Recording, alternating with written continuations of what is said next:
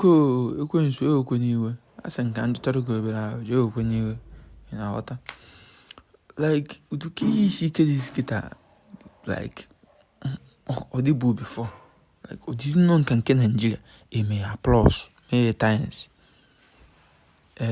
So we the opportunity a jekwuru fada. Si fada n'ihe isi ike dị too much. Si n'ihe isi ike dị too much. Ọsị m na onye cause ya bụ ekwensu. Nsi aka onye ekwensu si wee cause kwa anya. Ọsị na o rupụrụ isi. Na-ajụzi onwe m ekwensu ewekwana iwe. Mgbe anyị rupụrụ isi na eluigwe mgbe ị bụ angels anyị soro gị nọrọ there. Ewekwana iwe ata m gị mgbe a ka onwe ọjọọ mmechara gị. Nwa aja ya atụtụte gị n'elu ụwa ka izuo ike. Ị bịazi asị na frustrate. Amakwa nke na frustrate ma asị na ọgọ na frustrate. Ewekwana iwe ekwensu.